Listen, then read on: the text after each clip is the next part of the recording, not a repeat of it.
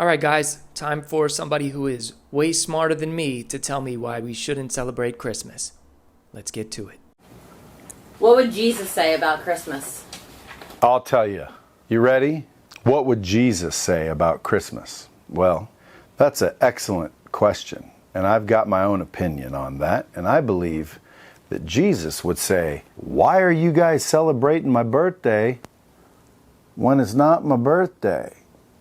As we all know, Jesus was not born on December 25th. Well, why are we celebrating Jesus' birthday on a day that wasn't his birthday? Now, maybe your kids are small and you celebrate their birthday on a weekend because their birthday lands on a weekday, so you might move it a smidge, but nobody moves it months. And I think if Jesus saw everybody and told us exactly what he thought about celebrating his birthday on December 25th, he would say that you are all celebrating my birthday in honor of the sun god, Horus, where they used to sacrifice babies to please him. Horus is not the sun god. He's the sky god. One of his eyes is the sun and the other is the moon, but we'll ignore that. There is no evidence that the ancient Egyptians specifically sacrificed babies to Horus. Now, there is a little bit of evidence for human sacrifice to Horus, but not specifically children. And to claim that this was happening in December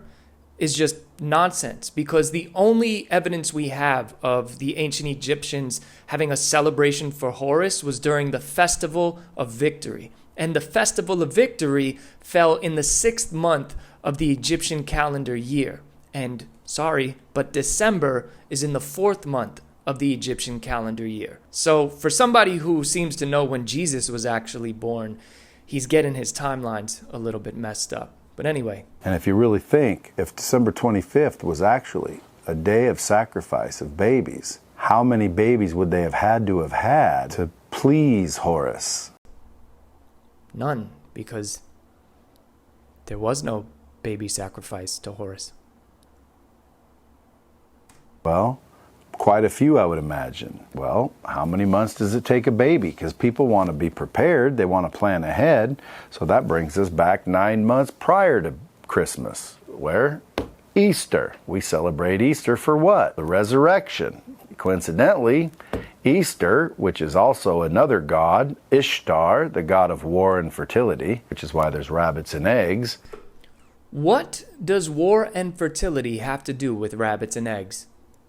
How do you create that correlation? It was actually a pagan holiday that was observed by basically having an orgy. So everybody got together on Easter, had a lot of sex, so 9 months later there'd be a lot of babies.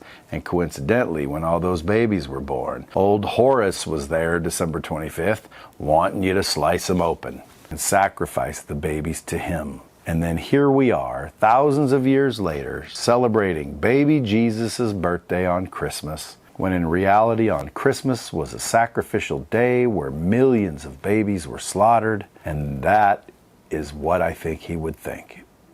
How dare you? Yes.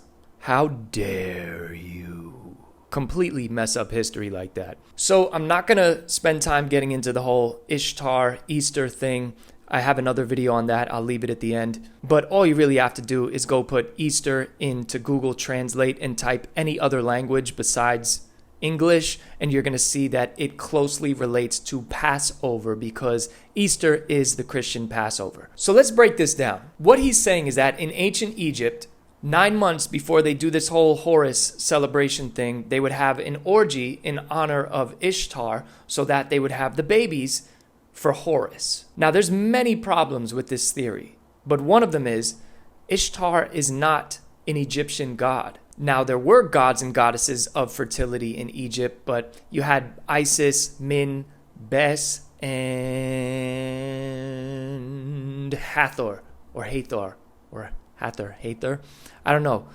This is how it's spelled. No mention of Ishtar, because she was not an Egyptian god. She was an Assyrian goddess. Ancient Assyria was not Egypt. It was modern-day northern Iraq, northeast Syria, and southeast Turkey. So this whole theory of this pagan Ishtar worship going on in Egypt in order for them to have babies for their Horus worship is just nonsense. Now, even if Ishtar was in Egypt, we don't have a lot of evidence that suggests that there were these like crazy sex orgies in order to worship Ishtar. We don't have a lot of evidence, period, for these ancient rituals that they did to worship Ishtar. There's some evidence where you could go get a second marriage and that would kind of honor Ishtar. There's some evidence for cult prostitution, but to say, yeah, guys, you shouldn't be celebrating this because this was actually a whole big sex party with rabbits and eggs and stuff like that, that is just pure nonsense. And this is a prime example where when somebody's really good at one thing and really smart in one area of their life,